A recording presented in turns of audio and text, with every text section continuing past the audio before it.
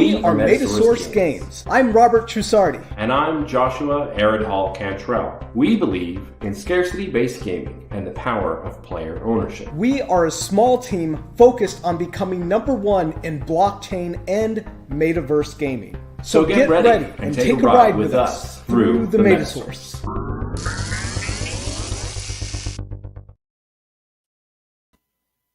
Hello, everyone. Welcome back to another episode of Through the Metasource. This is Through the Metasource number 4. So in this AMA, we're going to chat about our recent basically announcements about the Explorers Guild crafting land packs. So our players will be able to be crafting land packs inside of the Castles the NFT game, as well as we're going to take some AMA questions on the crafting event that is live with Lumberjack right now. So feel free to ask us hard questions. We do like them, gets juicy, and and yeah, we're also going to be revealing a little bit about the dungeoning today, and nothing too much. I don't expect to get the really juicy details on dungeoning just yet, but just enough to kind of help you see the trajectory we're taking with the dungeoning expansion, where you'll be able to play with heroes and fight monsters inside of Castles NFT. We're also going to be holding a giveaway here, where we are going to be giving away 2 King's Vault land packs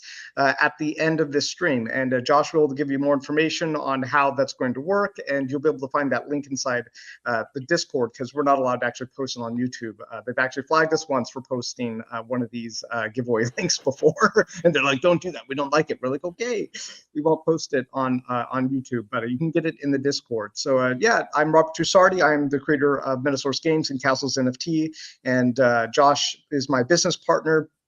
And we together build Metasource Games and Castles NFT. So Josh, you want to also reintroduce yourself and talk a little bit about what we're doing today?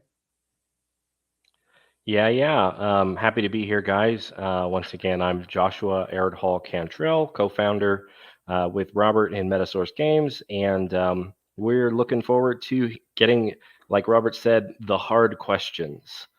We love the hard questions. We got lots of interesting stuff that we have released this week.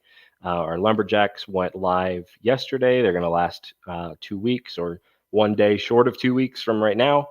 And we are super stoked to be here. We're super stoked to keep getting all of this good stuff going. We love to hear your feedback.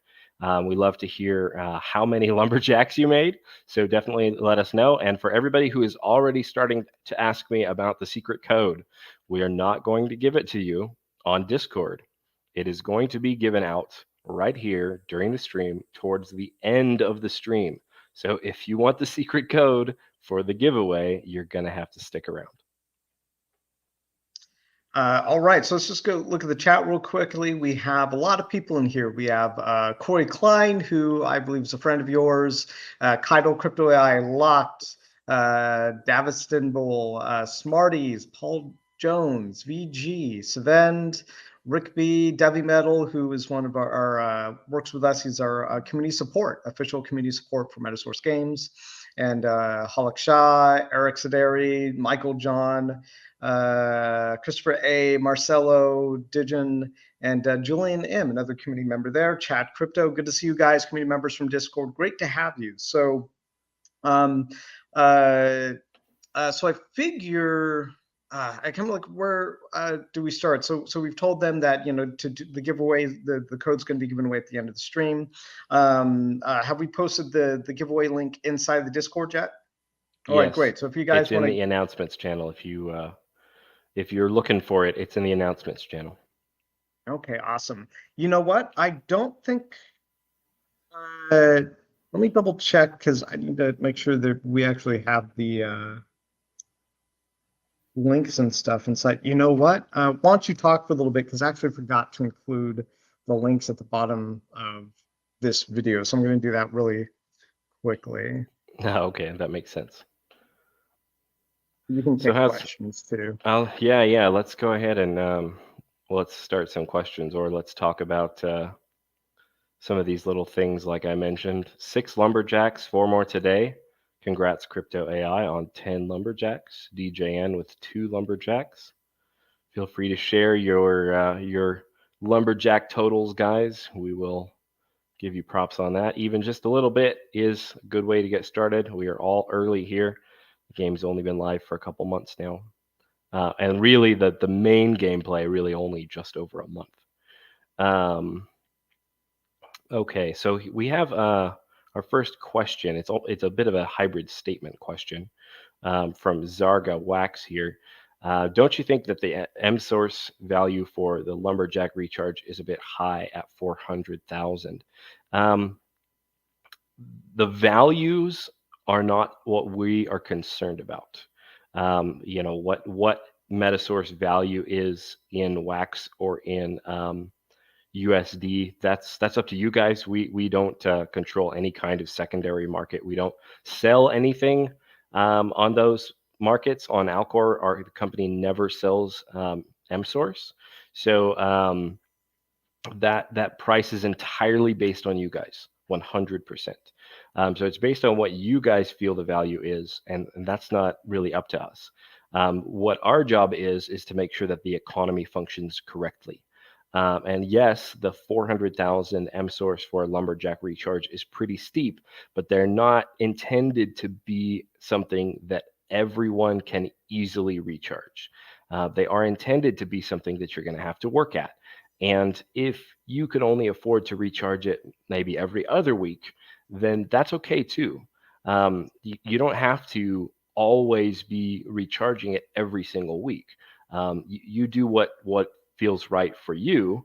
But that 400,000 recharge, if you haven't done the math, a castle earns approximately 400,000 Metasource in a week. And so that's what the reason for the 400,000 recharge is. It's supposed to sync up with castles. So almost exactly one castle will sustain, I think it's like 408,000, something like that. But one castle will sustain one lumberjack. And that includes the royal seals, because castles will net you 6 in a week. Lumberjacks will need 4 to recharge. So a castle will cover a lumberjack. And that is the design intent. We know for sure that with the amount of lumberjacks, the math has been going around in Discord, and we're happy for you guys to share that. But the math has been going around. You know, we can only sustain, I think the latest math somebody posted was maybe a little under 1,000 lumberjacks can be sustained every single week right now.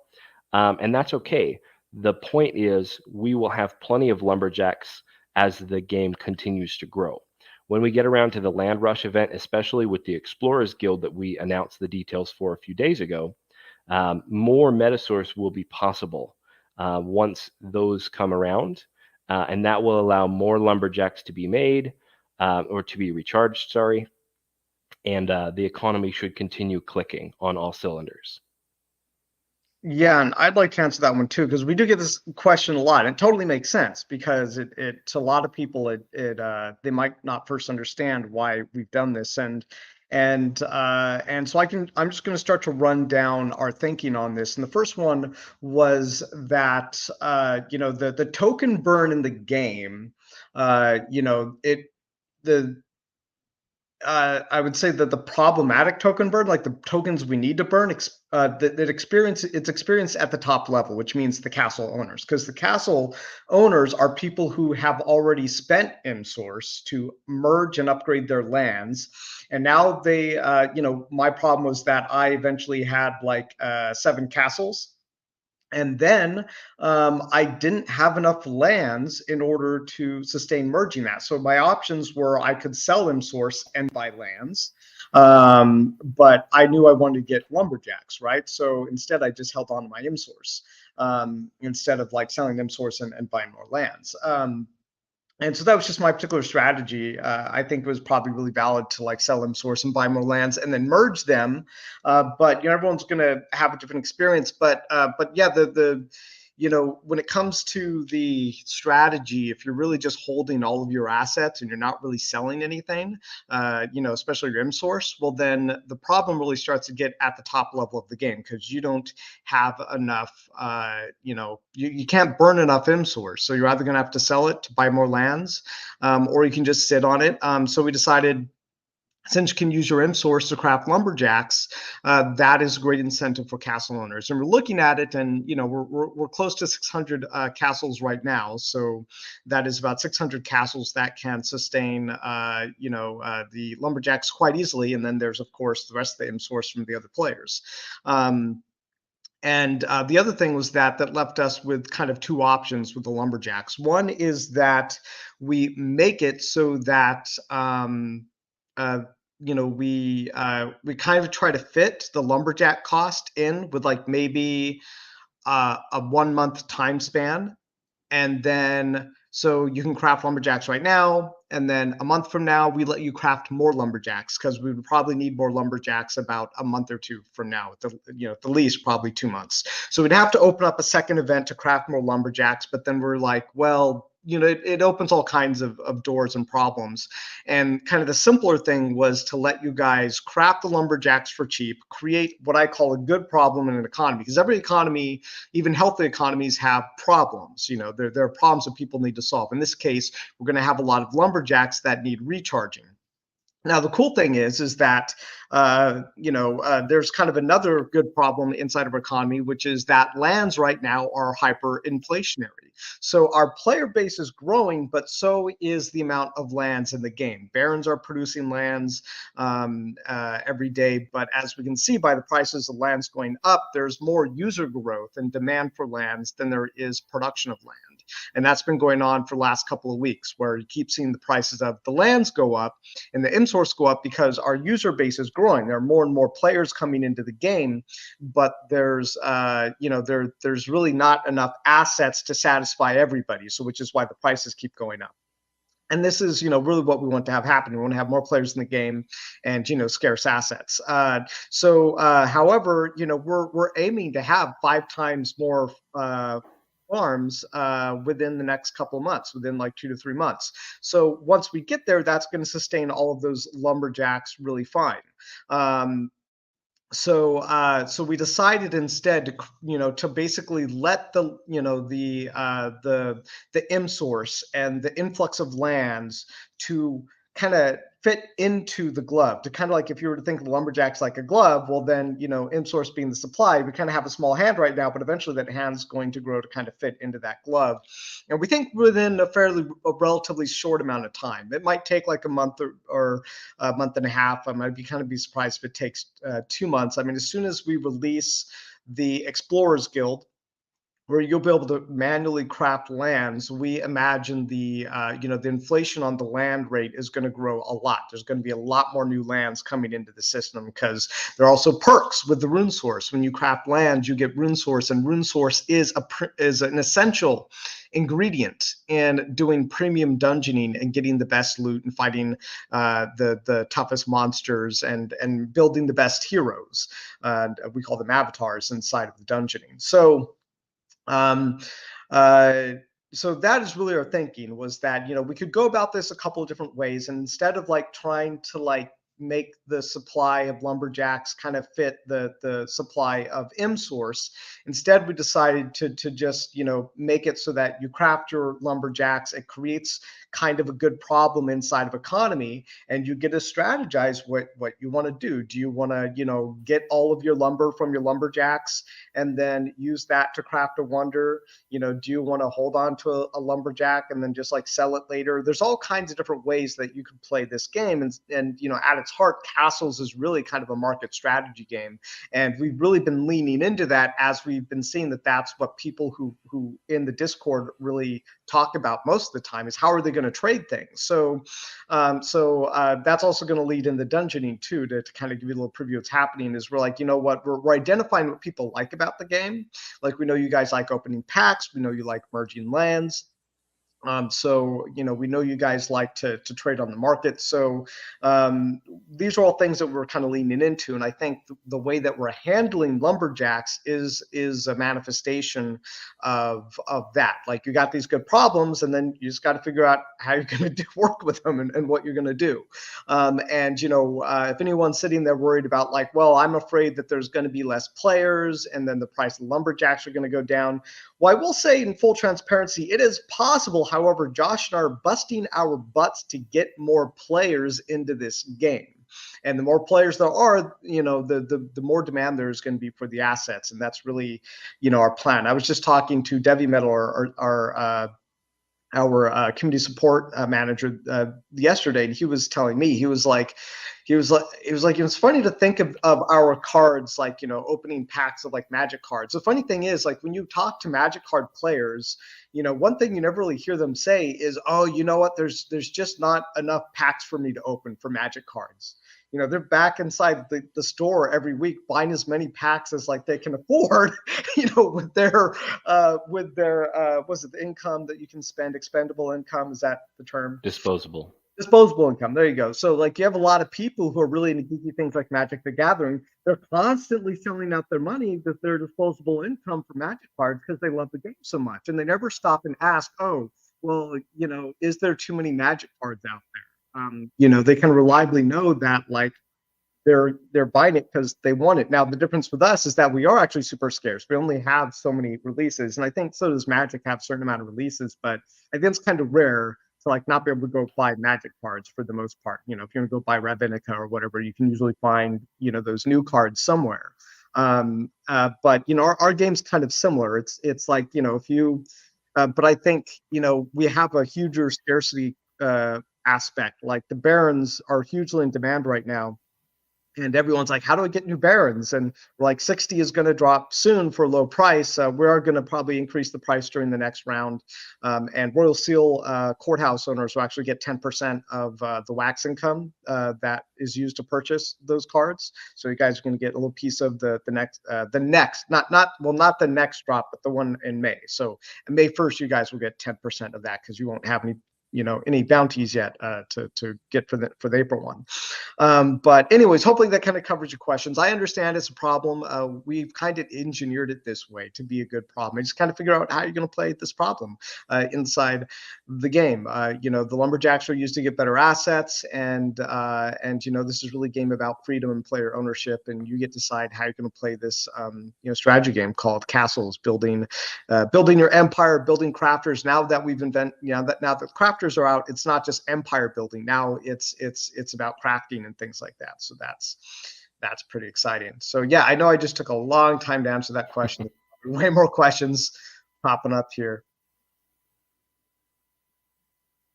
I feel like I gotta find the next here's well, let me find that first one. Okay, so that one is from Zarga, right? Zarga had that question. Yeah, so let's kind of just see if we can find the next question after that. Adam says, can I join the Give Lab if I don't have any Metasource NFT because I can't afford it? Yes, you can join the Give Lab today. Just go to the Discord and go into the announcements there. And you'll have a better chance if you follow some of those methods, and there'll be a code at the end of the stream to help increase your chances. Let's see. I think what he's referring to, though, right on the Give Lab, we are going to be screening wallets. So if your wallet shows that you jump in every Give Lab possible, and what you do is immediately take what you win and sell it, then you will not be eligible. We are going to be screening the wallets. If you are purely a bot or a pure flipper who makes 20 accounts just to enter the giveaway 100 times, you're not going to be eligible. We can tell. It's pretty easy. So if you are a legit Wax user, you buy assets, you sell assets, you trade with other people, it's pretty easy to tell somebody's wallet usage. It's really simple. If your buy total is $0, it's a really dead giveaway that you're just a flipper bot. Dead giveaway. So that's just, be aware. We're not going to give away the packs to somebody who's just going to immediately try and make a quick dollar off of it. We're giving it to players. All right, that's fair. Yeah, so you don't have to have played our game or own our assets. You just have to probably been involved in Wax somehow, and at least played other games. All right, so Gamer Boy says, are you guys still working on the 5 versus 5 MOBA game? At the moment, no, but I think about it a couple times a week because we did a lot of work on it. We spent about 50 grand to develop that game before we decided that a smarter choice was to just focus on the Metasource cards and castles and the Wax platform because we really didn't have the finances to chase both those dreams at the same time. However, I do think about that particular game that we were working on for what we called our job token. I think about it often, and we don't want to dilute our focus just yet, but we're probably definitely going to come back to it. Josh and I really haven't discussed it in a while, but I think it's both kind of present on our minds. But the first order of business is to provide you guys value because you guys are playing the game. You're trading on the market, and we want to make sure that the money that you guys have spent on the game to buy assets and things comes back to you inside of value of castles getting built up. All right. Let's see. So Halak says, I wanted to ask, can the lumberjack be crafted for 2 weeks straight until the duration of the event, or is there a cap on the number of mints? It's a good question, and I was kind of telling Josh, we kind of, we should talk about it because you are asking about it. It is a good question. Let's put it this way, there is we think there's kind of like a soft cap on castles, which means that we're not going to put a cap on castles. You will always be able to craft more castles as far as we know, because that's how we envision the game, is you can always make more castles. However, because of our game systems and the way our rules work, is that eventually at 500,000 farms minted, the price of creating lands, which is through barons or through the land packs, making lands, that cost is going to double. And so will the merging cost, which means that eventually, there are going to be multiple doublings at basically at every checkpoint of like another, plus 50%. Is that how we put that? There's going to be another checkpoint where just look at the white paper, will tell you how many it is. It's like 750 is the next checkpoint, but at 750,000 farms crafted, we're going to hit the second checkpoint, and it's going to double again so it's going to be it's times 4 the base. So So I mean, think of it right now, if you want to think of it in kind of an easy math way. Right now the game is designed, you have 3 farms. If you want to make those 3 farms into a ranch, the math is designed for it to take exactly 3 days for you to do that. If you hold your 3 farms for 3 days, you'll have the Metasource to merge it to a ranch. But when that doubling happens, it will now take 6 days worth of your Metasource to make those 3 farms into a ranch. And likewise, it will jump to 12 days when it doubles again. When you get all the way up to castles, cities, there's a premium between cities and castles. It takes an extra 3 times length right now. So it's already 9 days worth of 3 cities to make 1 castle. When that doubles, it's going to be 18 days of 3 cities. When it doubles again, it'll be 36 days of 3 cities in order to make a castle. So it's going to get very costly in Metasource to keep merging these up. There will still be bonuses, so merging is still has value to you, but it will get harder. And so that's what Robert's talking about with this soft cap.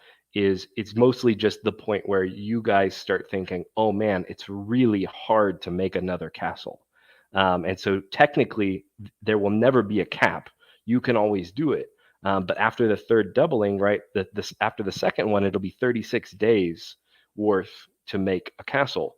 But what about the 3rd? 72 days worth of Metasource? And that's going to also expensive. Put a soft cap on the lumberjacks is what we're trying to say. So now, of course, you can always craft more lands and things, but they're still pretty expensive. So you might not make up more castles, but having more farms might be more practical at the higher doubling rates. But what we're trying to say is that there is probably going to be kind of also a soft cap with how many lumberjacks that the economy can supply. So we're kind of looking at that right now, and we're kind of watching the numbers.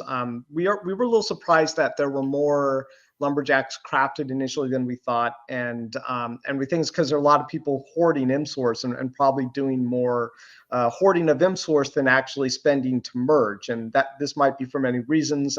We don't know why. I think there's definitely a lot of people out there. You said there's half the Metasource existing has been burned to make the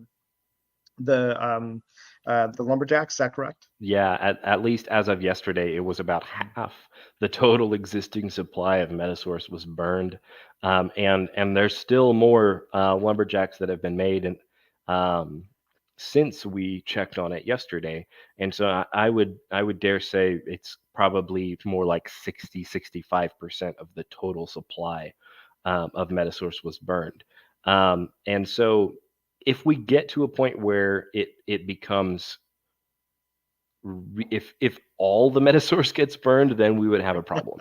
We don't really Yeah. necessarily expect you to burn every ounce of Metasource that exists. It would be pretty prohibitive for you guys to do that. But if that happens, then we'll adjust. Yeah, so yeah, story short, there's kind of a soft cap on the amount of lumberjacks that probably can be, supplied in the long run, and thus also probably in the short term. So we're kind of keeping an eye on it, but we really don't expect like, too many lumberjacks to get crafted that we have to reduce a cap on the mints. I actually think I Yeah. kind of spoke to this a little bit more deeper than he was asking, but yeah, it is just 2 weeks for now.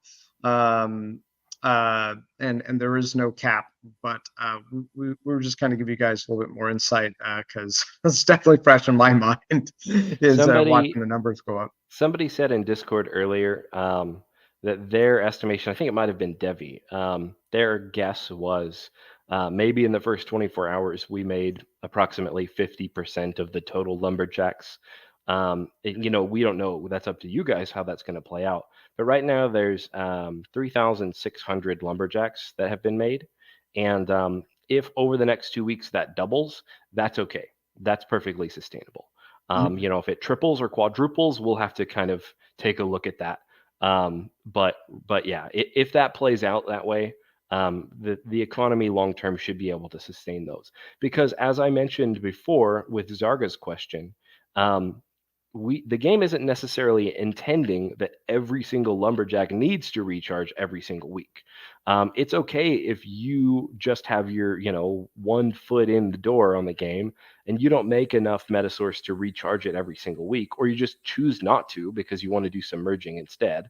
That's okay. So it's okay for someone to have a lumberjack that they maybe only recharge every other week or every 3 weeks, and that's perfectly okay. So we do want the supply of lumberjacks ultimately to be higher than what is possible to recharge in a single week.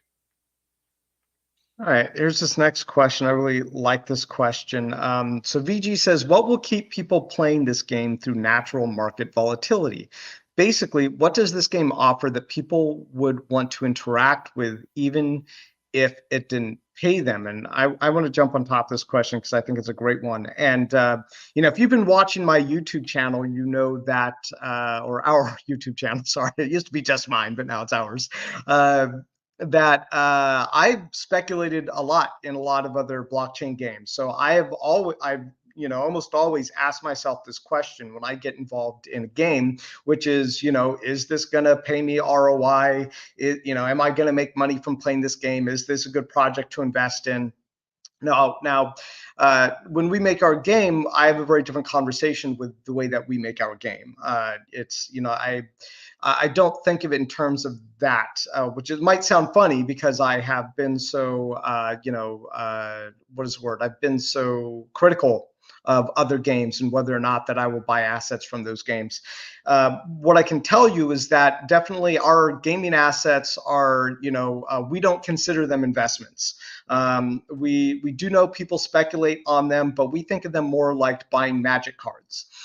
You buy our assets, you get to play with them. If you consider them investments, that is your freedom, your natural God-given right to consider them as assets, and as investments. However, what we do is we sell you guys collectibles, and those collectibles make you, more digital assets like the tokens and things like that. So kind of the shift in my mindset when I build the game is I don't at all think of the game about like, will this thing make me a lot of money? Instead, I'm like, will this thing get me the next gaming feature that I want? And what's gonna basically, get me the most fun, and what's gonna keep me playing the game. So I look at it from that direction. When we develop castles, like I do not at all look at it from like, is this going to pay me? I look at like, is this fun? Are people going to want to play this game? Are people going to want these collectibles?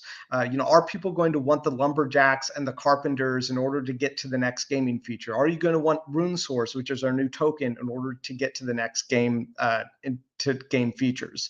And so when we develop the game, it's all about that. So if you're looking at it and you're like, well, what does this game offer me? If it doesn't pay me in a volatile market, well, we really don't have an answer for you on that. You kind of have to look to yourself to answer that question.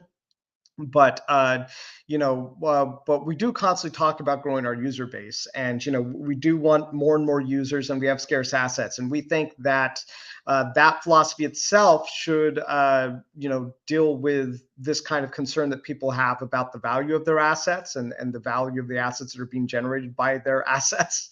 And so we do understand it's a present question. It's okay to ask us this.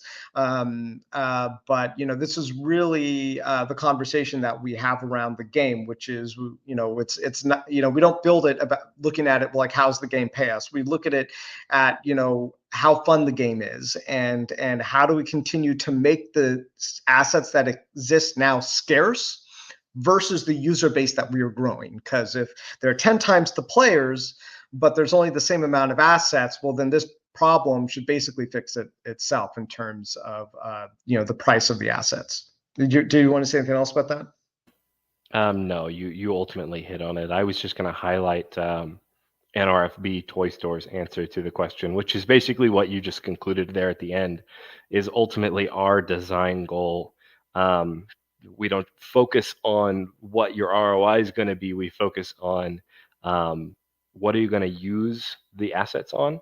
We want to focus on the use case of Metasource and Rune Source and lumber and fine wood and etc. And ultimately, we want those use cases to make it fun.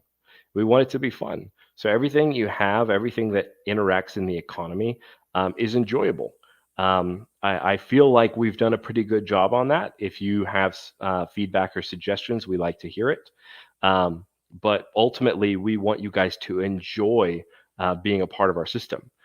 We feel like if our system was awful and you didn't enjoy it at all, then you probably wouldn't be here. So hopefully we're hitting that goal for you, and that is ultimately our goal. When we look to the future for new systems, right now, we're looking at the crafting events that are going to come in the future. We've got the roadmap already out there, so you guys can see that. And also we're looking at dungeons, which are going to, we'll start revealing as we get close to the end of this current roadmap with our limited time events. And when we look at every single one of those things, ultimately we look at, will players enjoy interacting with this? Will they like the fact that now these things can also do this thing? And, ultimately it always comes back to that fun. And that is our primary driver, is well, fun, and it needs to make sense, right? So we do have to have an economy that makes sense. We don't want it to just be totally willy-nilly, but ultimately fun is pretty much number one on our thoughts when we're designing everything. And can't stress scarcity enough. There's a famous card inside of Magic the Gathering, which is a famous card game, and there's a card called the Black Lotus, and it's like a $58,000 card, and and it's worth that much because there are not a lot of them, and it's one of the first like really rare Magic the Gathering cards, and so people are willing to pay a high price for it, and it's not like someone says, hey, this is really expensive. It's just because it's scarce. It's because it's a flexible card. It has many uses in the game, and for many deck styles, and so people are willing to pay that much money in order to have it because of its scarcity. So we always consider scarcity when we build things out, and we say that anything that is in the game right now and you can get it is probably going to be more scarce later versus the amount of users inside of the player base, and so hopefully that gives you some peace of mind. Let's see.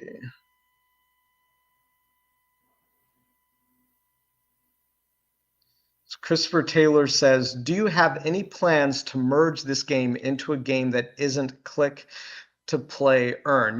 We haven't discussed really deeply about that yet. We can talk a little bit about the dungeoning aspect of the game, because the dungeon aspect of the game definitely goes beyond like click and play and earn. And our hope is that people see the land merging as beyond, click, play, and earn, because now you have this option to merge or not to merge. You could sell your lands if you want, if you have a baron and you're getting lands. If you're just at the low level and you can only afford a couple of farms or something, well, then yeah, you're basically just like clicking and earning.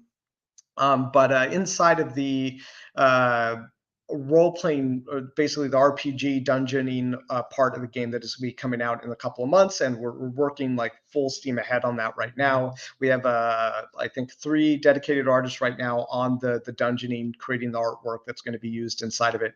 And so the dungeoning is all going to be about like how you kill monsters.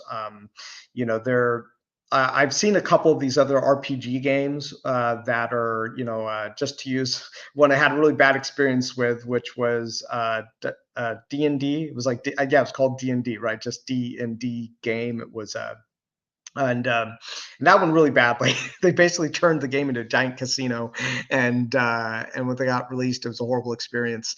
But with a game like that, it's very much just like you click and you beat the monster or you don't, and then you get to the end and you get a jackpot or you don't. So our version is going to have a couple of different levels to it, but it's really all going to be about like how you kill the monster. It's not going to be about just like try to click and try to get through the dungeon every day. It might actually at its most basic level, if you have what we call, like our cheap infinite supply heroes, it might be a more basic experience, but you also get to like decorate your heroes, and there's going to be a lot of like self-expression stuff. So yeah, the dungeoning is going to be the first kind of aspect of that, like adding more things that is just beyond clicking and earning. And after that, we plan to have more like showroom type stuff, like being able to decorate your castles and your farms and your ranch and your kingdom in certain ways, and be able to basically open up these loot boxes and stuff. It's kind of still down the road. That the showroom stuff will come after the dungeoning, so it's a bit farther. And whether or not there might be like a 3D game or something like that, we haven't really discussed too much yet. We're kind of focused on getting these things right first with the dungeoning. But I think when people see the dungeoning, they're going to be really surprised by the optionality, by the strategies you can use. That is way beyond, kill monster, get loot, sell loot, the end, or even just like equip hero, the end. There's going to be way more to it, and you're going to be asking yourself some really fun questions about how you're going to play the dungeoning game. And obviously the more rare assets you have, the more options you're going to have inside dungeoning, which is why rune source is going to be very important coming up in the coming features. Let's see. So was it Christopher Taylor who asked that one? Yeah, let's get to, I want to answer this question from Krisnitz that is immediately below that. The question, so I'll read it for everybody so they don't have to find it. Thoughts on people hanging on to fine wood to use for the Explorers Guild versus using them for the Courthouse Wonder. Curious on our opinions on this ratio. This is a good question, but it's not really up to us. That's up to you guys. Which one do you value more yourself? This is part of the game where you guys have control over what those ratios end up looking like. If you personally feel like, hey, I really like the Explorers Guild, I like what it brings to the table, and I feel like it jives with what I want, then you might choose to hang on to it and put more into the Explorers Guild bounty or the Explorers Guild exploration missions themselves to get you land packs. That's totally up to you. It's something that we expect people to be thinking about that, honestly, and maybe even struggling over what percentage they want to do. The thing about it is with owners of the Royal Courthouse, they're happy that you're having that hard discussion because in their mind, the less people that make the Royal Courthouse Wonder, the more valuable it'll be because it'll be more scarce. So it's really, the ratio is, it's a big deal, but it's entirely up to you guys. 100% up to you. You know, if everybody makes the Royal Courthouse, well, that'll split the ratio. You know, if not very many people do, then wow, each one of them was probably going to be worth quite a bit to you guys. That's totally up to you. That's one of the beauties of NFT and blockchain gaming, in my opinion, is this hard choice between, you know, do I want to make this or do I want to make that? Which one do I feel like, you know? And you have different motivations. You might be entirely motivated by, as Robert mentioned, your motivations may be entirely ROI based, and maybe you'll make your decision based on that. But maybe your motivation is different. Maybe you are thinking ahead, and you really love the idea of the dungeons. By the time we get close to that Explorers Guild coming out, we're going to have hopefully a lot more information available for you guys about those dungeons. And so you'll be able to make that choice. You know, I really love dungeons, and I'm not necessarily thinking with ROI in mind. I'm thinking with my personal enjoyment. And I want to have as much rune source as possible because I want to do tons of dungeon stuff.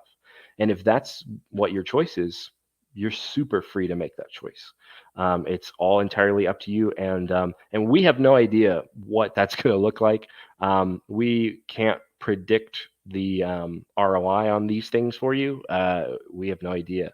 You guys are free to speculate, and we're okay with you popping in Discord and asking other people, hey, what do you think? What are your opinions? You know, but just remember, it's everybody's opinion. And there's a lot of factors, and those factors are almost entirely based on you guys. The only thing I would say is don't think that the Explorers Guild is the only thing that's going to interact with dungeons. Remember, the Royal Courthouse is giving you a split on Royal Seals. Royal Seals will absolutely be used in the dungeon system too. So that has interaction with it also. Both of those wonders are going to have a foot in the door with the dungeon system. Good answer. Good answer. Yeah, it's all game theory at that point. It's like, what is your strategy versus the other guy's strategy versus the other guy's strategy? It's like, you know, and that's how you get your strategy again. And then they're doing the same thing. Everyone's like, well, what's our strategy? What's our strategy? And then, you know, strategies change. So it's really fun. It's, you know, to do this whole strategy thing, the whole game theory thing. So YouTuber says, what do you guys love more, barons or castles? I feel like that's a trick question. Barons get you castles, but I also feel like, you know, the time and the price is everything. If like the castles is like half the price of barons, I might like a castle better. You know, so it all kind of depends on the going rate that I could probably get a baron or a castle. That's my answer. That's a hard one. I wouldn't know how to answer that. I love both. Yeah, you know, castles are currently more scarce than barons, but over time that may flip. So that's, you know, something for you to think about.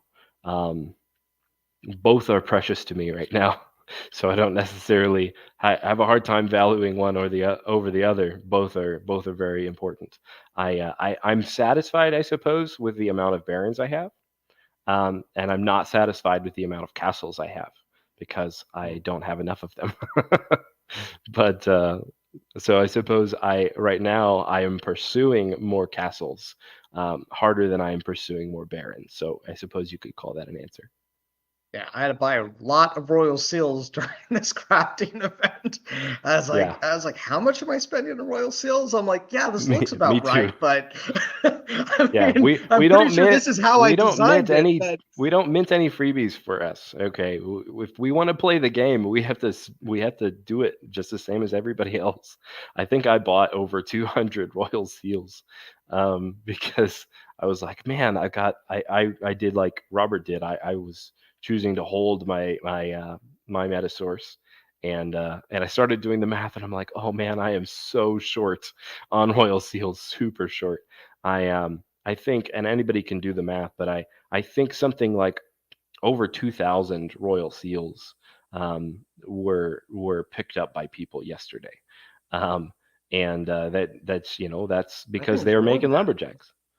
Well, just yesterday. That's okay, yeah. Just in the last 24 hours, and I haven't looked in a little while, so I don't know what the exact number is. But yeah, so Marcelo is asking, are we going to have new lands? Well, we don't plan to have any like new lands. I think we might have like say like a forest showroom or something in the future for people who might not even own lands, but they want to own like collectibles that we want to be releasing.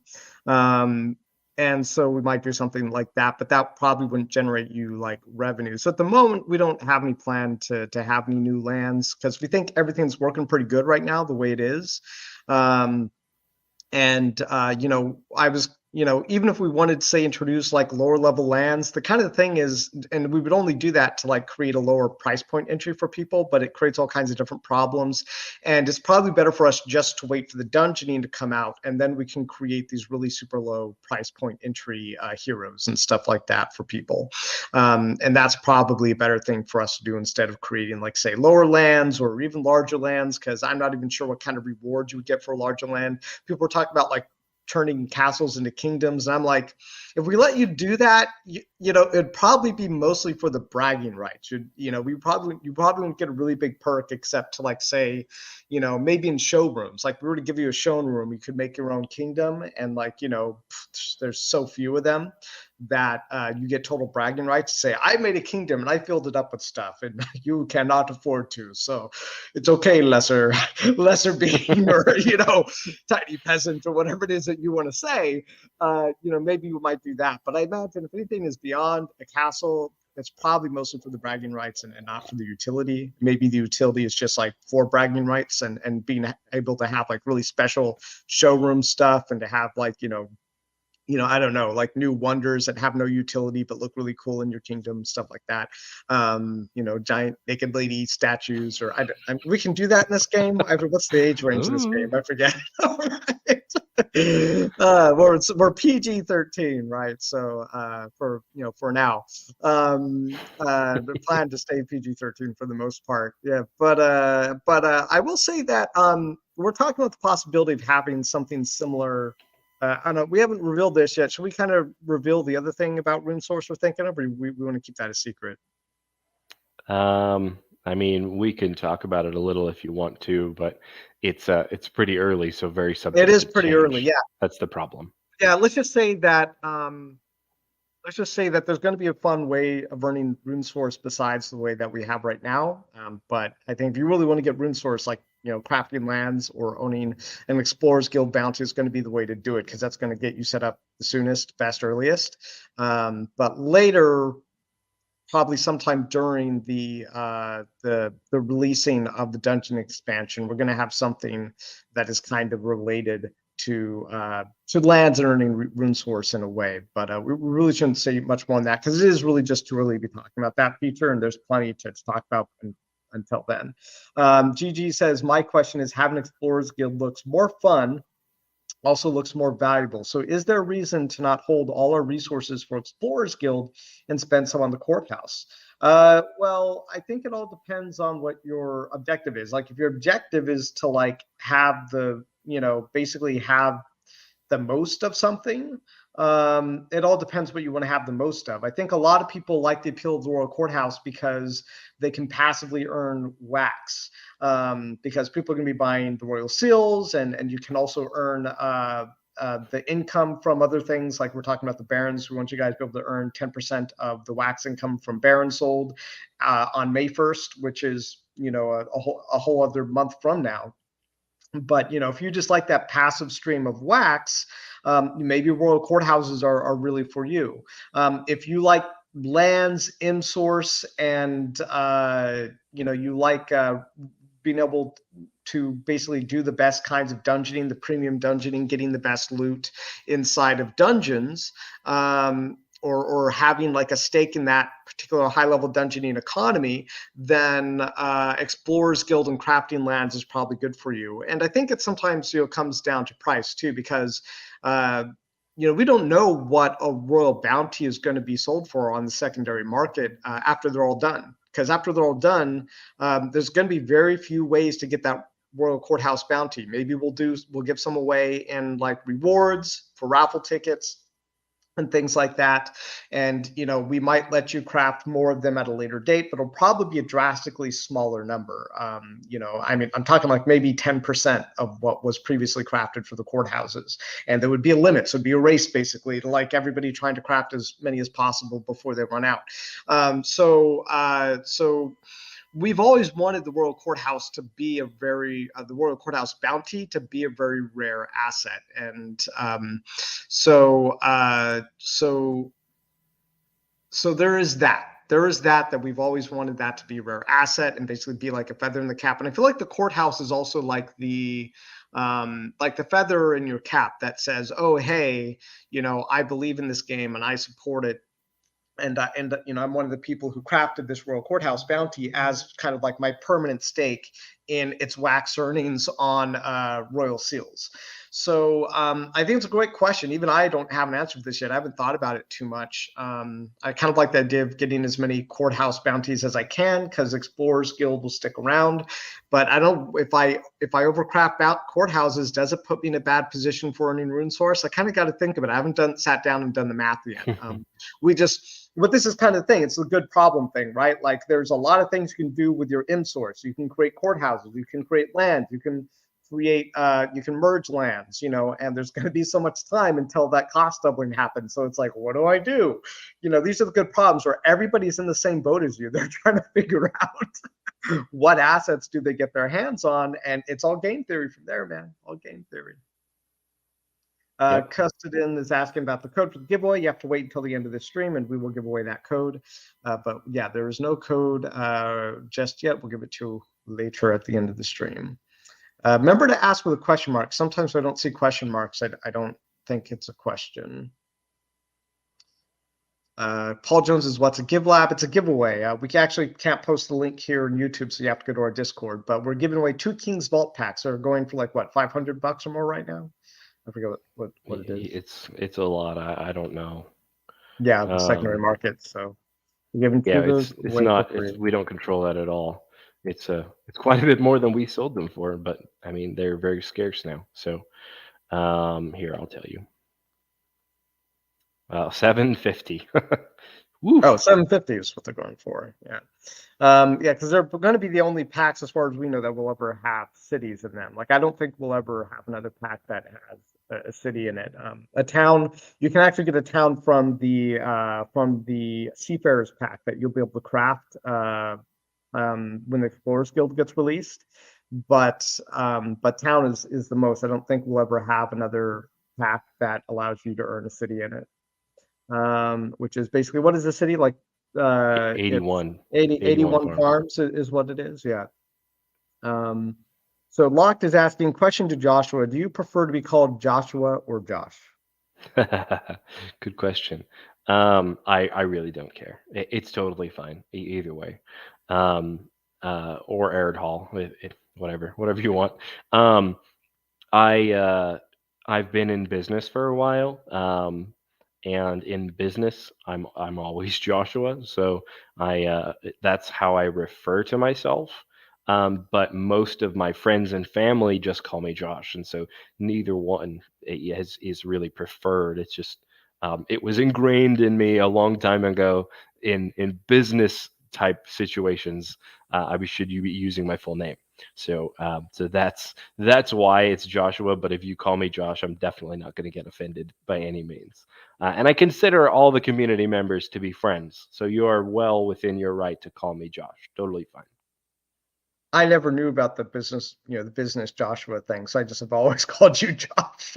But like you said, you're one of us, and you're friends with us. That's awesome.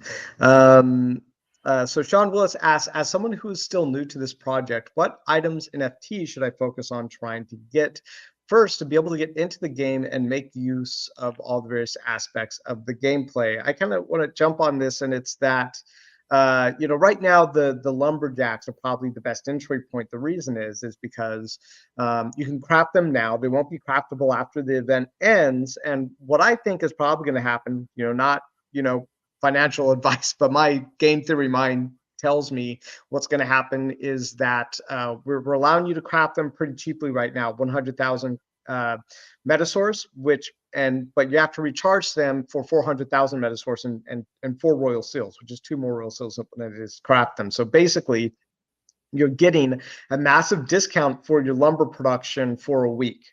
You're going to get this whole week and then you're going to have the lumberjack as well. So my thinking is that there's probably going to be huge demand for the lumber in the future. Maybe this won't be true. Who knows? It's going to be up to the gamers. But I think that when we get to the point where you can craft lumberjacks and you can craft, especially the Royal Courthouse Wonder, you're going to see the value of lumber go up considerably because it's just going to cost a lot of M-Source to get the new lumber. That basically what I will call the current lumber or the old lumber, the lumber that's being produced right now is the cheap lumber. The expensive lumber is coming where you have to recharge for 400,000 Metasource and 4 royal seals. So the expensive lumber is still in the future. The lumber is cheap right now. And plus you'll get that lumberjack NFT as well. Even if you spend him totally, at least you still have him for when the economy fits into being able to produce enough M-Source to supply all those lumberjacks. You have any other comments on that one? No, I think that was a pretty good answer. Lumberjacks are definitely there. It's pretty hard to look at it any other way than it's a discount right now. And we have had people come in and be like, oh, uncharged lumberjacks, blah, blah, blah. And it's like, it's not about the uncharged lumberjack. It's about the fact that you got a week of that lumber at a discount. And now you have the lumberjack, whether or not you're able to recharge it or you wait for a while before you recharge it again, that's okay. And, if you want to sell it to somebody else once it's uncharged, obviously your asset, do what you want. But it is a discount on that lumber.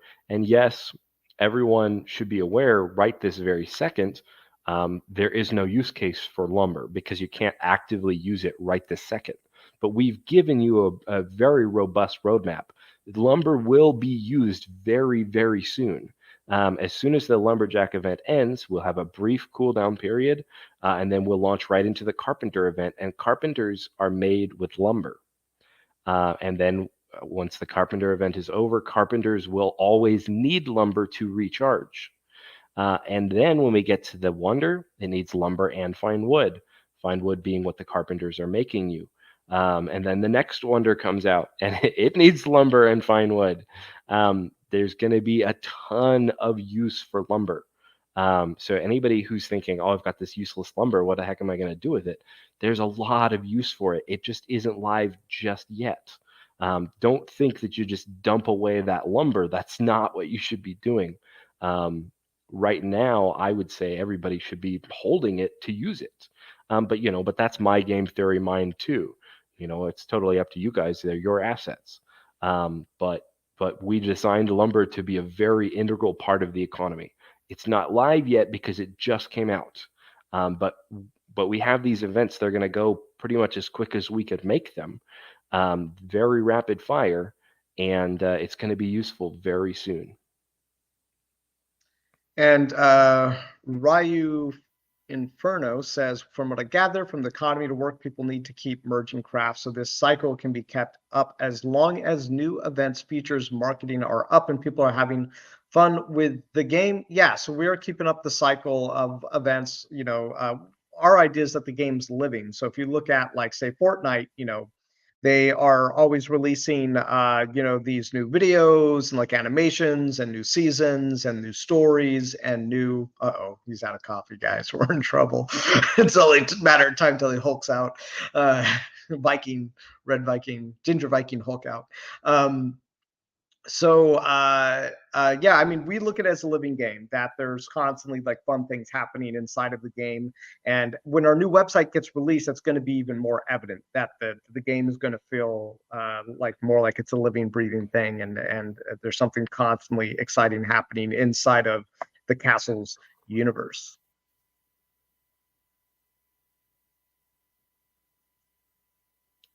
Oh, yeah. Our new website's going to be great too. He just teased it a little bit, so I just had to say. I just had to throw that out there. It's going to be fabulous. We talked about it a little bit on my AMA a couple of days ago, just in Discord. And it wasn't recorded, so that's why I just want to briefly mention it. It wasn't recorded. That's my bad. I was having an issue with the software. I'll fix it for next time. I'll run some tests and make sure that it's all straightened out. But we do have a really big website redesign underway right now. We've got artists, UX designers, UI designers. We've got a whole big thing going on behind the scenes on that. It's going to be overhauled big time. It's going to make it easier for everybody. It's going to make that interface cleaner for everybody. Just overall should be an awesome experience. I think you guys are going to love it. All right. And Ocean City says, means there's no chance of reducing recharge from 400K to any lower number. I don't think so. I think we basically explained our mindset on this and the rules on it, and it makes sense to us. So, you know, I don't know what to tell you if those things don't make sense to you. Let's see. Top Tendy says, what is current rough Royal Seals purchased monthly in dollars, and 50% of those earnings will be split amongst courthouse bounty owners? I think a better way to do this is that I think it's pretty much like yesterday, actually. We're starting to count the amount of Royal Seals that are sold. And to be honest, we haven't been tracking this until now. But what we want to do is we want to be able to provide those numbers for people when you're able to craft a Royal Courthouse. So, you know, by the time we get to the launch event for Royal Courthouse Wonder Bounties, you will basically say, hey guys, so this is how much we earned in wax from selling the Royal Seals, and then you guys would know what the number is. And one of the things is, like, we allowed you guys to buy them in two different places. One was through our website smart contract, and then also through NFT blocks. It was kind of a mistake to let you do it through a smart contract because it was harder for us to track. So, you know, it's really hard for us to track how many were sold through the contract. Now, if you go to the website, there's only one place you can buy Royal Seals, which is NFT blocks. And that's going to make it way easier for us to track those numbers. We made sure that we made that transition yesterday morning.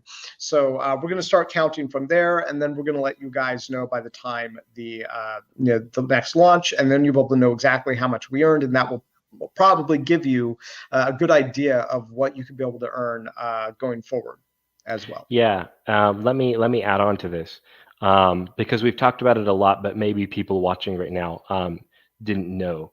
So what we'll probably do going forward, when we have the Royal Courthouse in place, there will probably be a tracker on the website that shows you exactly you know, how much is in the Royal Courthouse wallet. So you'll be able to see it in real time, things like that. But what we will do in the meantime, probably, so in a few, we got like 6 days. In about 6 days, it'll be April. And what we will probably do is, and I can probably set this up, you know, tomorrow. We'll see. But what we'll do is we will go ahead and create our wallet for the Royal Seals, and on the 1st, we will shift the Royal Seal sales to going into that wallet. Now, that's just so that you can see. There is no through the month of April that's going to start tracking in May, but in the month of April, we will put them in there.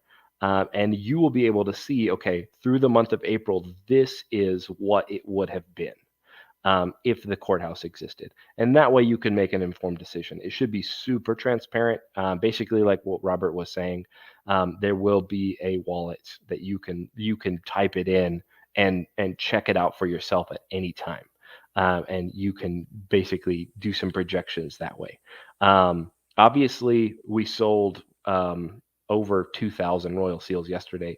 That's going to be bigger than a normal day, but that's a lot. So just, you know, you can do some numbers in your head to get some rough ideas. But starting in April, we'll probably have a really nice, clean month of April kind of report that you can use to inform yourself going forward. Thank you. And Kia Cola says, I merged some lands 2 weeks ago. Can I participate in the Baron drop? Yes, if you merged lands anytime before the 29th of March, which is still coming in the future, you will qualify for the Baron drop. We get that a lot. There's not going to be a limit on the last time you merged. Let's see. So Top Tendy says, what marketing strategies are you using for acquiring new players? Well, Josh is actually looking for a full-time marketing person right now. He's been doing a lot of the full-time marketing. I mean, I do a little bit with the videos and you know some other things, but we are actually hiring someone specifically to do the marketing and helping us acquire new players and develop new strategies for that. And you know, we're constantly working with other influencers, and you know, you see it all the time. A lot of the videos that we share are actually sponsored. Some of them, not all of them, but some of them are sponsored, and or at least we work with them in a way that we give them some packs, or we give them giveaway packs for you guys, and helps, you know, create more players. But definitely onboarding new players is a big deal for us, and we are scaling up to be able to handle more marketing to get more players into the game. And we have almost a whole month of NFT block ads. I mean, I like NFT blocks, and so we decided that we were going to basically corner the market on the NFT blocks ads. And so we have, for the most part, bought both the right and the left ads for NFT blocks for like a whole month of the next crafting events. So you know, we don't have 100% coverage, but we have pretty close to like 90% more coverage during the next month there on FD blocks. Let's see. Savage Gaming says, can't wait to see these dungeons. Thank you for joining us, Savage Santee. He's covered us a bunch of times in his videos. Appreciate his partnership. See, Marcelo says, our land's going to have other roles than generate M-Source. I think that they'll be part of like a showroom thing later, where you'll be able to use your lands as a showroom. We were originally have an idea of like allowing you to also use them at a future point for a certain crafting thing, but Victor, our partner with Apex NFT, who helped, yeah, they create our app and everything, and they've been doing an amazing job. Like yesterday's, you know, we had a little bit of hiccup yesterday with yesterday's launch, but otherwise, you know, everything else was flawless. Most of it was actually pretty much all of it was completely on our side. There's a little hiccup too with the timer, but otherwise they were really on top of things.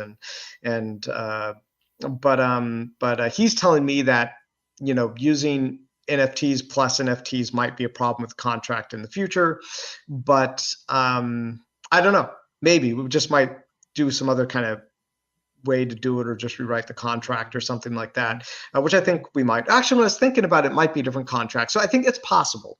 It's possible that lands, I think we're probably gonna have a showroom for you, so you could actually use lands as showrooms. And then the other thing is that we'll probably allow you to use as like a crafting ingredient with things, but it's too early to talk about that just yet. Corey says, before the courthouse comes out, will we know the cost of the Explorers Guild bounty so we can plan accordingly? You want to talk about that one? Yes, absolutely. We will give you that as soon as possible. I would say we'll be able to confirm the Royal Courthouse cost very early on in the Carpenters, or maybe even before the Carpenter event starts. And then before the Royal Courthouse comes out, probably, I almost certainly will be able to have the Explorers Guild bounty confirmed and locked in for everybody. We really need to see, it really kind of hinges largely on how many total lumberjacks are made, right? We need to see the trajectory of things. We have some rough ideas in mind, and they're probably not far off, but we don't want to throw numbers at you and then end up being 30-40% off. We don't want to mess with people's projections. We're going to get them to you as soon as we can. Let's see. Devastinable says, in those dungeons, will we find some dragons? I say highly likely. When you'll see them, we'll have to see. But we plan to have raids where you can join other players to defeat monsters. And so, yeah, I'd say very, very highly likely you'll be seeing dragons inside of could you have some pet dragons? I don't know, maybe. We'll see. It'll be fun. So John says, question, last craft I saw Courthouse Wonder was 25 lumber, 75 wood, and 4 royal seals. How accurate or close is this at this point in time? Well, when we originally came up with the cost, we were like, well, it should take about like a week and a half of lumber from a lumberjack and a week and a half of fine wood from 3 carpenters. So week and a half from 1 lumberjack, 3.5 weeks of earnings from 3 carpenters, and that basically would get us the cost. So I think that's probably gonna stay the same. What we've changed actually in the white paper is most people probably haven't noticed this yet, but we changed the cost in the white paper, projected cost in white paper, from 4 royal seals to 8. So we did increase the amount of royal seals needed for that wonder. So if people need more royal seals, they might have to sell some of their assets to get some more of those royal seals.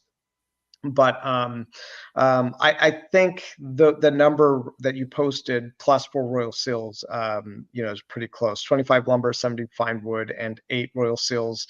I think the number just feels really right for the amount of crafting that needs to be done with the lumberjacks and the carpenters, because it does. It should be pretty close, I think. Yeah, I mean, it's not gonna wildly change. Let's at least say that it's not going to change wildly from that number.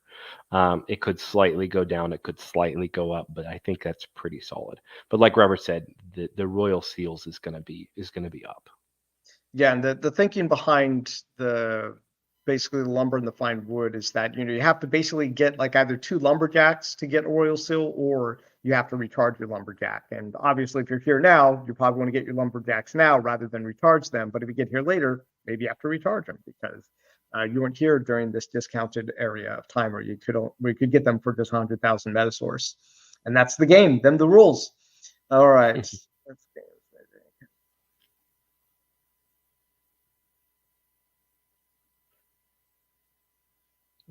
Castles NFT metaverse when? Too far ahead to think about. What is RuneSource token and how to use this token? So RuneSource is a token that is first going to be generated by crafting land packs, because you will be able to craft your own land packs after the Explorers Guild is released in about a month or so. And you'll be able to earn RuneSource every time that you craft one of these land packs. And if you own the bounty for basically, if you craft what's called a Explorers Guild bounty, you'll be able to earn RuneSource passively every time that someone crafts a land pack. So it's a great way to kind of sit there, set it and forget it way of earning RuneSource. So I mean, I'll definitely be crafting a bunch of those myself. And so how to use the token is that it's going to be basically burned in order to access some of the premium dungeoning experiences. If you want to have like the best hero, you want to have the best loot and more, there's actually more to it than that. If you want to basically access some of the the most fun features of dungeoning, you're going to need RuneSource. And the more RuneSource you have, the more you'll be able to play, and the greater mileage you'll get out of the possibility of getting better assets, getting legendary mythical assets. So if you want if you want rare, epic, legendary, and mythical assets inside of dungeoning, then RuneSource is going to help you out a lot. And I imagine that that's probably going to be pretty cheap in the beginning, because people really won't see its value up until you can actually spend it. And then once you can spend it, just like you saw with ImSource, for a while when it wasn't spendable, kind of hit a floor. But now that you can actually spend ImSource on things, now it's all the way up. I imagine RuneSource is probably going to have a similar trajectory, not financial advice, but it's going to be a really fun game asset that's going to get you some really cool access to features. Let's see. Oof says, what does gameplay look like for dungeons? Or weapons, armor, NFTs coming? Yeah, maybe this is a great segue into showing some artwork, because we were saying that we wanted to show you guys some artwork for the dungeoning. Yeah, sounds good. I mean, what Yeah. kind of dungeon would we be running if there weren't cool weapons and armor? I mean, come on, for sure. Yeah. Yeah. So let's talk about the what is the gameplay like? The gameplay is like we're basically gonna have these three starter heroes. And these three starter heroes are going to have their own personalities, and but you'll be able to kit them out and decorate them how you want. We decided we want to create a large self-expression function with playing the dungeons. So you'll be able to play a knight, you'll be able to play a spellbinder, which is basically a mage, or you'll be able to play a thief. And these three characters have their own names, they have their own personalities, but they're going to have all kinds of different things that you can deck them out with. And this is very important to us that, like, if you want to have like a character that's a little more punk rocky, like, you can deck them out to be a little more punk rock. If you want to have someone who's more, kind of like, humble or something like that, you'll have some options to be able to like make them kind of like, wear humble things, and you have all these different options. I think we have about 10 pieces of equipment right now that you can deck them out with. And so you'll be able to basically fit and match these pieces in a way that you want. Now, there are rarities, so there'll be limitations in terms of like what kind of items you can wear with what kind of rarities. And if you have a mythical hero, you might not want to equip like a common item. You'll probably want to equip like a mythical item. But our goal is to really allow you guys to express yourselves using these characters, and decking them out in the way that you want. And the point of kind of having them have their own personalities is that we want to continue to grow the lore and continue to grow the universe of castles and make it a familiar place for all of you. And how you dress these characters and how you kind of kit them out with their hairstyles or the clothing, the weapons that they use, is really an exciting way that we're looking forward to having you guys use them. And the classes actually play a very big part in how the dungeoning works, but we're not going to say any more than that. That's like the limit of like what we'll say, except how do you kill the monsters? How do you kill the monsters? Where do monsters come from? It's going to be a very fun, interesting question that we're going to be answering over time. So why don't I go ahead and start sharing some of this artwork for you guys? Let's see, share window. All right, so this is just basically the very most basic concept art is what you guys are going to see. This is basically not even like full bodies. We actually do have a lot of full body stuff right now. Like I said, we have 3 different artists right now working dedicated purely on the dungeoning and getting that out. We're getting a lot of artwork very fast. It's very good. But for now, this is just like some of what the early concept art looks like. Not even full body stuff, because we don't want to give away anything with the full body stuff just yet. Oh, actually, I did include one full body here for you guys. Never, I take that back. This didn't reveal too much, but anyways, this is our spellbinder. This is our mage, and her name is Luna, and Luna basically looks something like this. And this is still early in development, but you'll be able to change her hair. Basically, we have what's called a head slot. So her head slot is what you're going to be able to change. So the head slot will change like hair, maybe like glasses. You can give her glasses. Like here, she has a spell book. This could be like a spell orb. It could be like a magical. Could be like a flame aura. Things like that. Over here, she has looks like a scepter here, but like it could be a full staff. Different things like that, and you'll be able to mix and match these out. So like here she has a belt, and you'll be able to change like her belt and her torso and what's on her feet. So you'll be able to customize a lot of these and kind of make her feel the way that you want her to feel. And the more time that goes on, probably the more types of equipment we'll release. And as we also build up the lore and the story, we want to continue to build up these characters, who they are, what their story is, and we're investigating how to do those things as well. But this really excites me. I can't wait to be able to have it in there inside the game, where you're able to kit out these characters the way you want. But yeah, this is the Spellbinder, the Mage. It looks like people have a lot of great comments right now. They seem to like it. That is awesome. down here is this is like very basic stuff for a thief. We're kind of looking at what he might look like. He's going to be a little bit older. We were kind of thinking if we used to talk about Wheel of Time in our Discord a lot, and so our kind of concept is the thief is kind of like Tom the Gleeman in the Wheel of Time books, or which is also now TV series on Amazon Prime, plugging this totally. But our idea is that he's kind of like this he's kind of like this thief who's kind of gotten his old age, and eventually he knows that time's going to catch up to him, but he's kind of beyond caring now. He's just kind of like this grizzled thief veteran who's seen much of the world and knows how terrible it is, and he'd rather just continue pilfering his way through life. And he's going to have some cool equipment choices. I'm really excited for this particular character, even though this is just kind of the most basics. And if you see at the top, we have all of the slots that are available. 1, 2, 3, 4, 5, 6, 7, 8, 9, 10. Yeah, so these are the 10 slots. You'll be able to fit the head, the feet, the head, the belt, the back, the chest, the pants, weapon 1, weapon 2, neck, and pouch. So those are all of the basically the things that she has. The 10 different slots you'll be able to fit in with this character. And so these are also just like basic kind of weapons and spell books we're thinking of for Luna.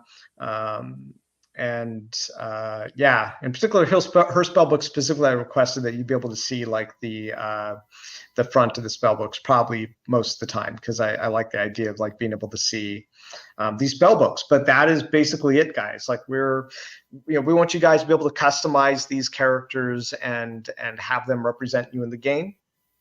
And I think that's kind of the most we might be able to say about the dungeoning mechanics and stuff like that. But yeah, anything you want to say, Josh, about these characters and equipment and stuff like that? We're just really excited about this. I wish we had more to share. It's just, we have a lot of stuff that's still in progress, right? I think, as time goes by, another month from now, maybe we'll have some close to finished art, with maybe even showing you a couple of different options, different looks. So stay tuned for all this stuff. It will continue developing. It's going to be a lot of fun. You're going to have a lot of room for self-expression, and you're going to have a lot of room for deterministic gameplay. People have talked about, I kind of want to be the guy behind the scenes. I don't necessarily want to be the one smashing monsters. Well, there's going to be some ways for you to interact with the system without having to be the one smashing monsters. So it's going to be fun, and we're super excited about it. Yeah, and I think I'm getting kind of ahead of where I am in the chat over on my other screen, but I just saw someone ask, will you be able to basically make dungeons in the game? And I will say that not exactly, but we think we're going to do you one better. And like Josh was saying, there's going to be a component in this where you actually don't even have to have a hero in order to play the dungeoning expansion. You can do other things, so it's not required to have a hero. I think you'll have the most fun if you do have a hero. But there are going to be other features inside of the dungeoning that it might not be exactly like dungeon crafting, but we think it's so exciting. It's just so exciting that I think in some ways it's even better than just being able to make dungeon. But you guys really have to wait until a little while to get the juicy bit on that one. So let me, do you want to take the next questions? I probably want to leave this up while we go through the rest of the questions. Sure. I'll go through a couple that I think are a little easier. Crypto AI, the proceeds from Royal Seals will start accumulation for distribution after the bounty event starts. Pretty much, it's slated to start early May for the Royal Courthouse. So it will technically be right before the event starts, because we're going to start with the beginning of May 1st. So the barons that drop on May 1st will be the first thing that goes into that. And any of the royal seals that you buy for the Wonder Bounty itself, after that date will also be going into it, even if the event hasn't started. And that will distribute every month, and it will distribute based on the actual wax. So that is something important to make a quick mention of. It will be based on wax. So if wax spikes up or down, it won't change the amount of wax that you're given, because it's entirely based on how much comes in. So just so that everybody knows, it will start accumulating May 1st. And hopefully by the time we're there, I think it's fairly likely we could have that tracker ready to go on the website by May 1st. That shouldn't be too hard. So it should be nice and easy. Moving along, where my books from the picture, my profile picture and things like that. Not here. I wasn't at home, and my bookshelf is currently dismantled. So as I improve my dungeon, right, where I usually stream, I'll get the books back in there. So you'll see them. Keeping going down. I'm like way behind on chat, like 30 plus. Yeah, I can jump to some. DJN asks, will land ever stop being produced? Will merging stop at a certain point so you can't go from city to castle? We've covered this a lot. It's the doubling. I suggest go read the white paper. We basically designed it so that the more lands are crafted, the harder it is to create more lands, and the harder it is to merge them. So really the land production will slow down the more time that goes on. So basically, yes, the more time that goes on, the more scarce land will become, and also the earnings will stay the same. So there are scarcity components there. Nothing more to say about that. So Play Well says, after the Explorers Guild, are there plans for playing limited crafting events in the second half of the year? Are we possibly going to revisit the lumberjack, the carpenter, moving to new crafter NFTs? I would say most likely in the second half of 2022, we'll open up some more crafting events, but they're going to be very scarce. After a while, we're probably going to focus more on the dungeoning than we are on the crafting events. The crafting events are mostly a big thing that's going to happen for the next 2 months. And then once they're done, they're going to be way, way less often. But there are going to be other cool crafting things happening. Like we plan to have plenty of new things for you to be able to craft. And there may or may not be actual crafting events. We have to evaluate how these things go. As you imagine, there are more features being rolled out. There are a lot of possibilities for crafting events. But we'll have to kind of figure those things out as we get closer. The plan is pretty set in stone for how dungeoning is going to work out and how the elements work out. But in terms of how that works in the world, the crafting events, we'll have to see. See, lumberjacks are burn MS tokens and go to moon. Why you have the second token in game? Because utility, man. Because it's a great token. You're going to need it, and there's no other way to really make it work. It's like, if we want to make dungeoning work, we got to have a token. Like, you can't look at our game and think of it like it's like it's a tokenomic thing. Like now you have second token, game is ruined. It's like, look, like every time you own an NFT, that's a token, believe it or not. But it just happens to be a non-fungible token. So trust us, the game is going to be better with these other tokens that we're using. Why? Because they're going to be used inside the game. And if you look at something like, I don't know, World of Warcraft or something, you have 4 different things that you produce in World of Warcraft. It is like lumber, it is wood, it's lumber, gold, mana. There are different. What are the other ones inside of Warcraft? Isn't there like stone or something? I don't know. I think there's at least 2 or 3, or StarCraft, there's only 2, right? But just because there are multiple resources in that game doesn't make them any worse. And you guys just have to start thinking of our game as a game and not as an investment, and it will start to make more sense. All right. Let's see. But again, scarcity is a big part of the game, so got to use your head there. So Urban Prairie says, hi, what will the price of future parent drops be after April 1st? We don't know yet. We saw some really good questions about dungeoning. Where'd one go? Yeah, there's someone who said something that made me think of a thing. Jetta was talking about being able to change skins. We're thinking about it for sure. Like you could be able to change, like say the head and get different kind of skin. It is something we're thinking about doing. Let's see. Oh, that's right. Okay, so yeah, Boz had another good question, didn't he? Or was it just the one that he was looking at? Oh, here's a question that I think we should talk about. From Davis Istanbul. A question about team playing. For a player playing as a guild, is there a way to make team plays? As we go into dungeons, we're going to be thinking about this a lot more, and making more ways for guilds to work together and do things together. It is something that we recognize as a small, I don't want to say weakness, but we right now we just don't really have any gameplay that necessarily is improved by working as a team, other than just trying to build up the biggest kingdoms together, which is still very cool. But it doesn't have any real specific interaction with teams. We are intending to include stuff like that with dungeons. And raids is one thing that we've been talking about. How exactly they will play out and whether or not they are available immediately when dungeon comes out is not necessarily set in stone.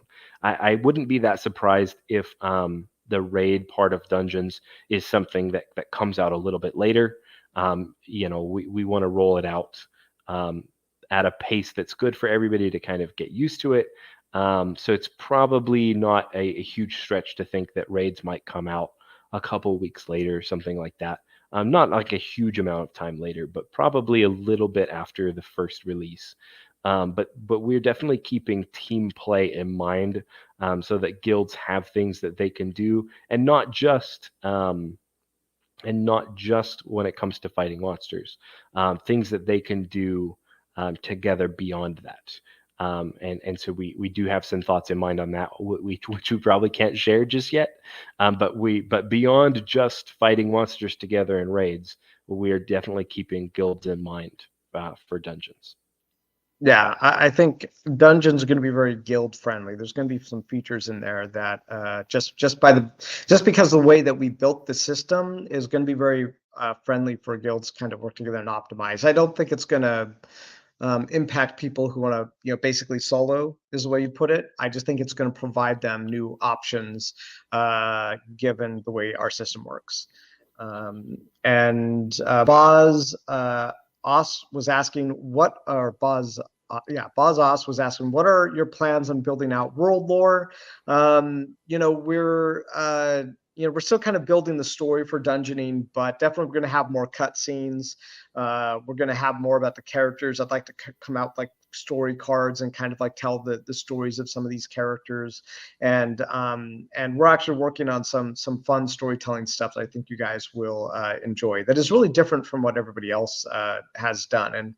And there's just one thing I want to say about dungeoning again, that I hope people kind of get about what we're doing, which is we want this to feel really special. Like when you play the dungeoning expansion for castles, we want you to feel like you're playing something that is really special, really different from the way everybody else is doing things. And I really can't say enough good things about it. And when we start to reveal how the system works in the coming months, I think people's eyes are going to light up and they're going to be like, oh, like how'd they think of this?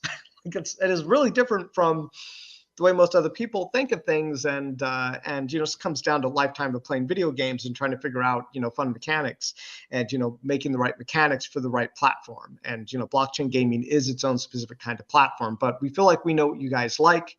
We know that you guys like opening packs. We know you like merging things.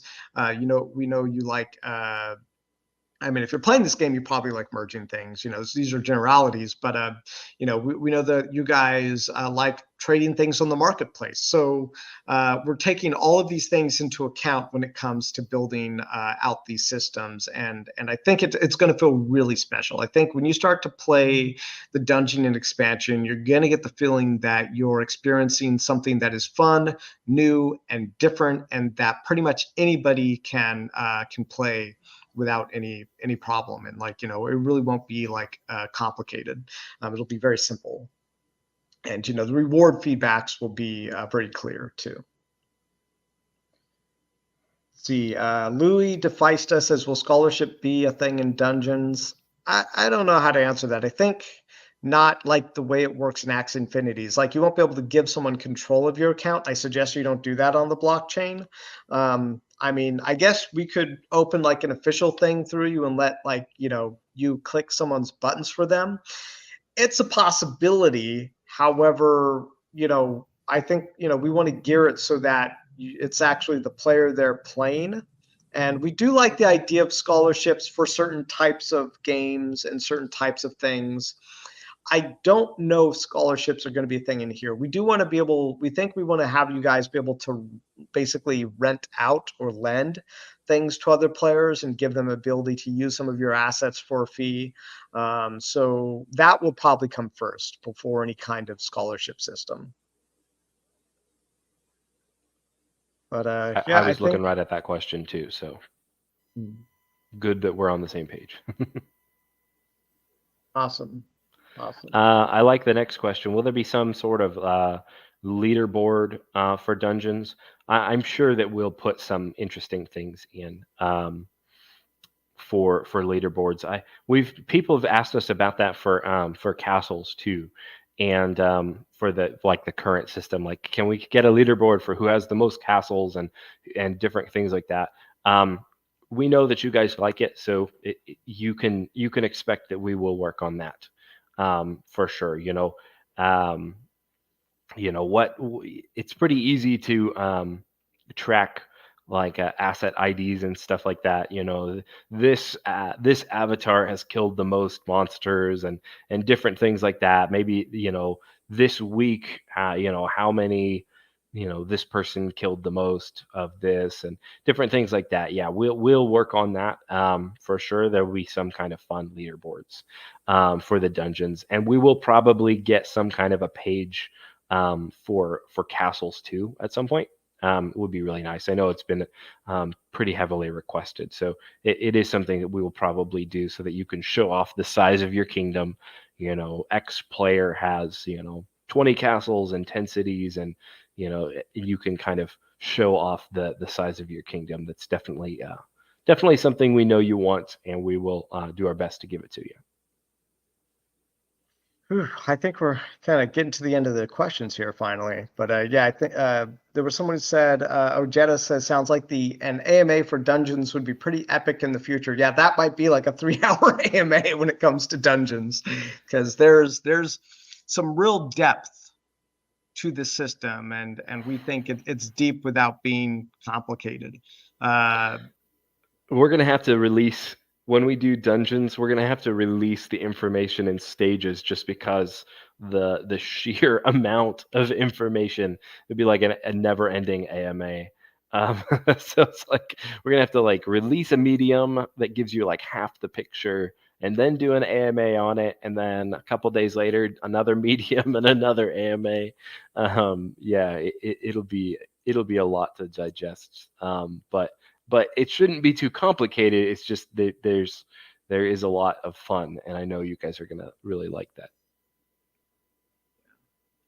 Yeah. Whew.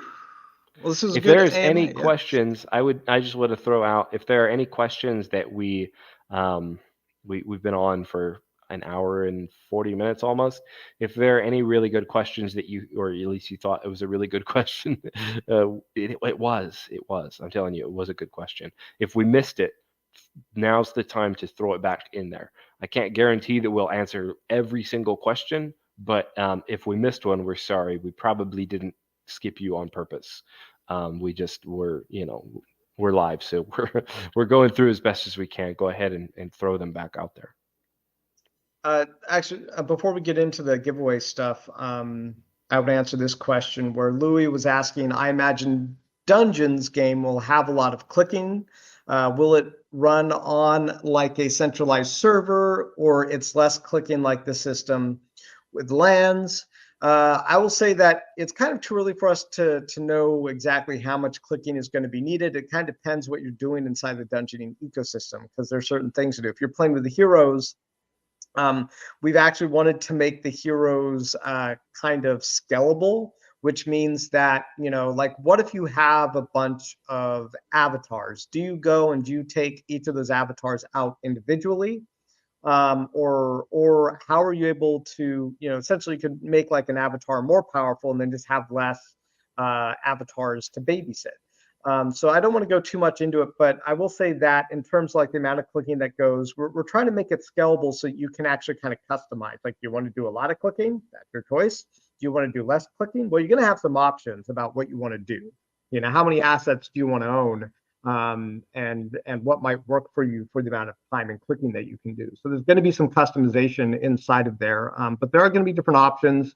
We're present that, there is a possibility that Wax could have CPU issues in the future, that there could be congestion.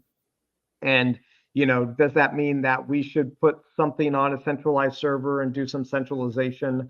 It's a good question. And it's just something we're going to have to look out for, stay present to, and see how much CPU usage gets used. I will say that Victor, who is our partner in creating smart contracts, he runs Apex NFT, and they make our app development. They're really good at what they do. We've been really happy with the contracts they've been putting out. They seem to be highly efficient in CPU usage for what those tasks are doing. And I think they've done a great job of minimizing the amount of CPU that you use for tasks. And I think they're going to continue to advise us on the best practices going forward. And if it involves something that is kind of a back-end system, then maybe we might do that. I do know that we're all fans of staying as much on chain as possible, because it's the most reliable in terms of security. Mostly, you don't have to worry about it. It's like, went through it, process, might have to wait some time. With a back-end system, it's a whole other thing. We need more people, we need more security, and it's a whole other thing having things on a back-end system. But having things on a back-end system also opens up more possibilities. So it's going to be take and give. We're looking into these things, and definitely it's a constant conversation for us. Are there any other questions we want to get before we get into the giveaway? Oh, some of these questions, not necessarily. I'll knock out a couple of easier ones. Somebody's asking about blockchain and mobile networks. We're probably not at a stage where we're going to have an app at some point in the near future. We like the idea of having an app, but it's not really on the table right this second. Do we do something for promoters? Yes. Partner requests channel in Discord. Put your info in there, read the pins.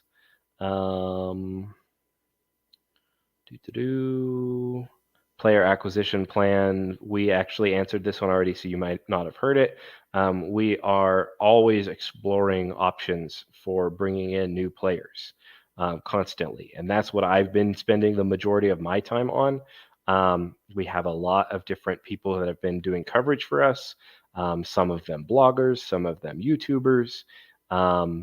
Lots of giveaways have been going on, and we are actively kind of looking for someone to become a marketing specialist for us. So we are full steam ahead for new player acquisition. That's very, very important to us.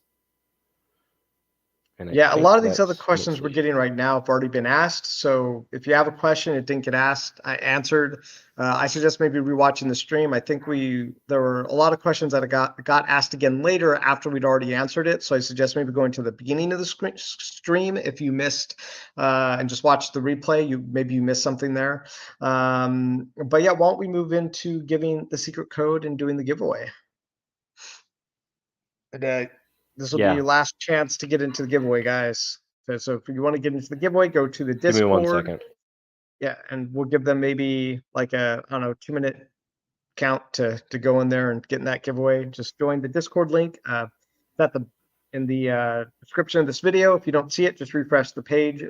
Should show up, and then you can enter the giveaway through the Give Lab there. Yeah. The secret code that everybody is so desperately looking for.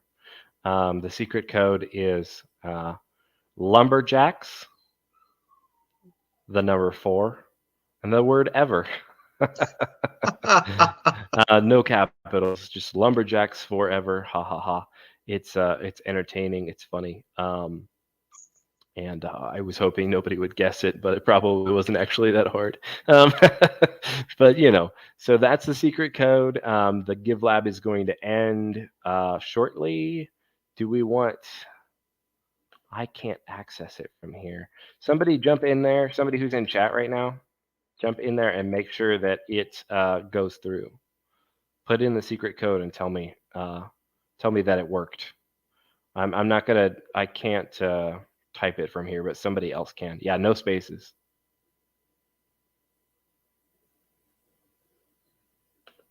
Somebody in chat. There you go. So Tyler B. If you want to type it in the comments of this right now for other people that who English may not be their first language. Yeah, there you go. Nice guys, got you. Yeah, the number 4 and this is number 4. The not forever, but forever. Forever. Yeah, haha. It's all lowercase. Nice guys, got it. There you go. Perfect. You add this code. It got to go to our Discord and go to announcements. Maybe we'll give you guys another minute or two to get in there. The Give Lab is set to end technically right at 2 my time, which is 14 minutes from now, but we will probably end it early. The only problem is, did you get that? Did you get your login fixed on the Give Lab? I didn't. Okay, it's on my other computer. I can't stream from this one. Okay. Well, let's. I can end it. Well, you can just kick me out of the stream and then I'll go end it. So that works for me. I'll sign off here. Sign off? We just we don't have to go. Let me see. Or we can just let it expire at 2. It's already set to expire in 15 minutes. Right, but we still need to draw it. We should probably let. I know exactly. I kind of wanted to draw it live. Well, then I'll just go. I'll just go do it. I'll just mute myself and be right back. I just got in. Are you still there? Okay. You probably got up, huh? Yeah. I was about to, but you got it. Let's go to manage giveaways. Just click on this. So I think I click end, and then I think it ends now. So we're about to end the giveaway, guys. You guys are gonna have a couple more seconds to get into this giveaway. It's all I'm gonna give you, and then we're gonna shut it down. Pick winners. Auto pick.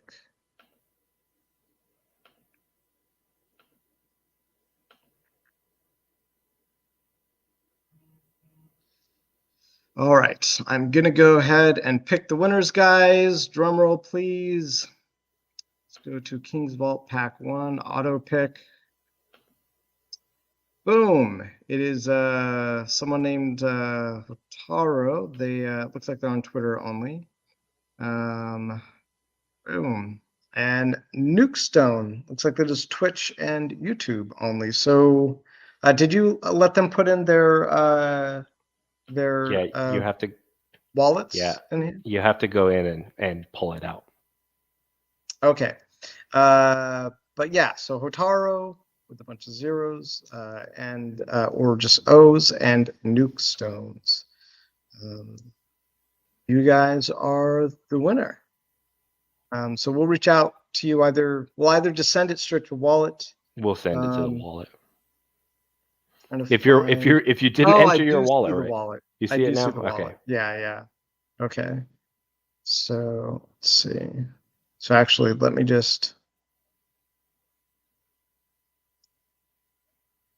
actually post into here.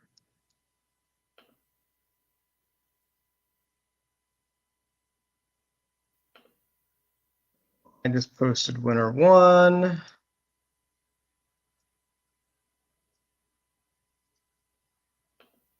And then this is going to be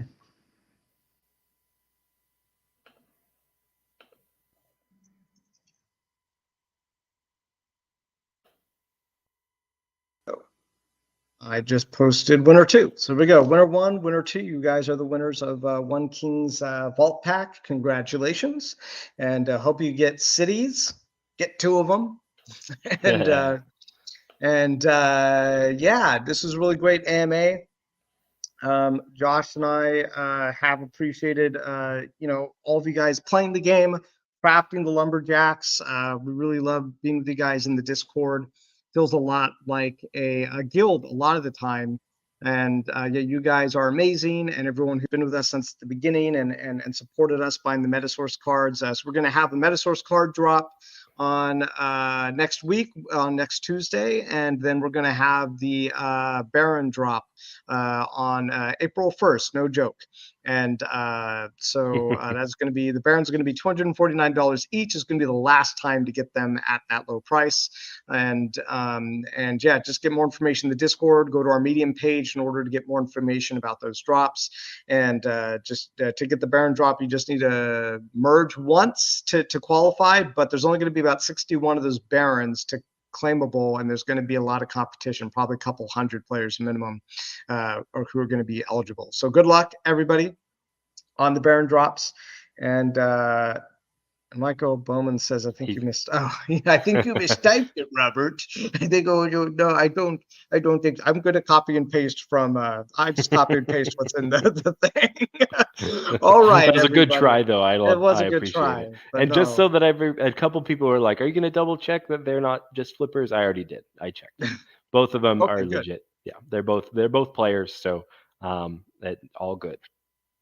Nice. All right. Thank you, everybody, for joining us. And, remember to like and subscribe, and we will catch you guys in the next video. Thanks, guys.